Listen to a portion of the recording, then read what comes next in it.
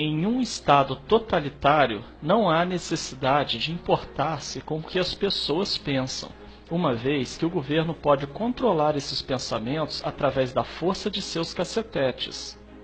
Mas em um Estado democrático, onde não se pode controlar as pessoas pela força, há que se controlar o que as pessoas pensam, e para isso, utiliza-se de técnicas de manipulação de massa. Adiante, citaremos as 10 técnicas de manipulação listadas por Noam Chomsky, um linguista, filósofo, cientista cognitivo, comentarista e ativista político norte-americano, referenciado em âmbito acadêmico como o pai da linguística moderna.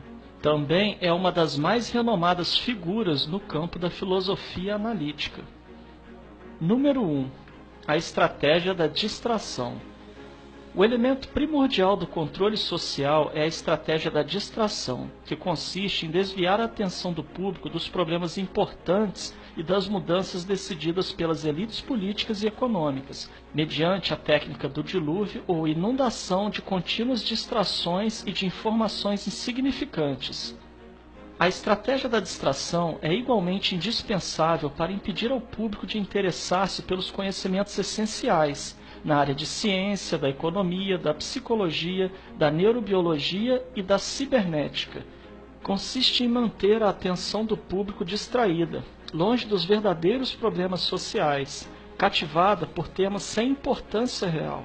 Manter o público muito ocupado, sem nenhum tempo para pensar nas coisas que realmente têm importância. Estratégia de número 2. Criar problemas, depois oferecer soluções. Este método também é chamado de problema-reação-solução. Cria-se um problema, uma situação prevista para causar certa reação no público, a fim de que este seja o mandante das medidas que se deseja fazer aceitar. Por exemplo, deixar que se desenvolva ou se intensifique a violência urbana, ou organizar atentados sangrentos, a fim de que o público seja o mandante de leis de segurança e políticas em prejuízo da liberdade. Ou também, criar uma crise econômica para fazer aceitar como um mal necessário o retrocesso dos direitos sociais e o desmantelamento dos serviços públicos. Número 3. A estratégia da gradação. Para fazer com que se aceite uma medida inaceitável, basta aplicá-la gradativamente, a conta-gotas, por anos consecutivos. É dessa maneira que condições socioeconômicas radicalmente novas, como o neoliberalismo, foram impostas durante as décadas de 80 e 90. Estado mínimo, privatizações, precariedade, flexibilidade, desemprego em massa, salários que já não asseguram uma vida decente, tantas mudanças que haveriam provocado uma revolução se tivessem sido aplicadas de uma só vez. Número 4. A estratégia do deferido. Outra maneira de se fazer aceitar uma decisão impopular é de apresentá-la como sendo dolorosa e necessária, obtendo a aceitação pública no momento para uma aplicação futura. É mais fácil aceitar um sacrifício futuro do que um sacrifício imediato. Primeiro, porque o esforço não é empregado imediatamente. Em seguida, porque o público, a massa, tem sempre a tendência a esperar ingenuamente que tudo irá melhorar amanhã e que o sacrifício exigido poderá ser evitado. Isto dá mais tempo ao público para acostumar-se com a ideia de mudança e de aceitá-la com resignação quando é chegado o momento. Estratégia número 5. Dirigir-se ao público como crianças de baixa idade. A maioria da publicidade dirigida ao grande público utiliza discurso, argumentos, personagens e entonações particularmente infantis, muitas vezes próximos à debilidade, como se o espectador fosse um menino de baixa idade ou um deficiente mental. Quanto mais se deseja enganar ao espectador, mais se tende a adotar um tom infantilizante. Por quê? Se você se dirige a uma pessoa como se ela tivesse a idade de 12 anos ou menos, então, em razão da sugestionabilidade, ela tenderá com certa probabilidade a uma resposta ou reação também desprovida de um sentido crítico, como a de uma pessoa de 12 anos ou menos de idade. Estratégia número 6. Utilizar o aspecto emocional muito mais do que a reflexão. Fazer uso do aspecto emocional é uma técnica clássica para causar um curto-circuito na análise racional e, por fim, ao sentido crítico dos indivíduos.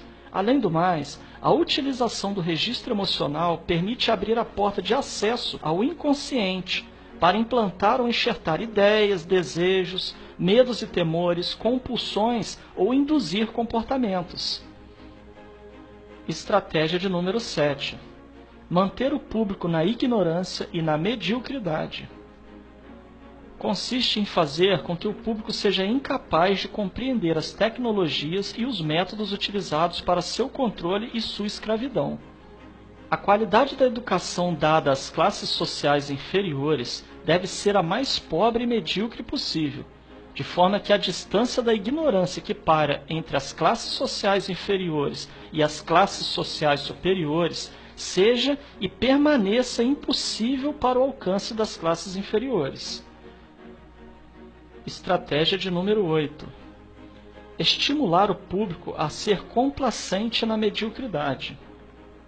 Consiste em promover o público a achar que é moda o fato de ser estúpido, vulgar e inculto. Estratégia de número 9. Reforçar a revolta pela autoculpabilidade. Fazer o indivíduo acreditar que é somente ele o culpado pela sua própria desgraça, por causa da insuficiência de sua inteligência, de sua capacidade ou de seus esforços.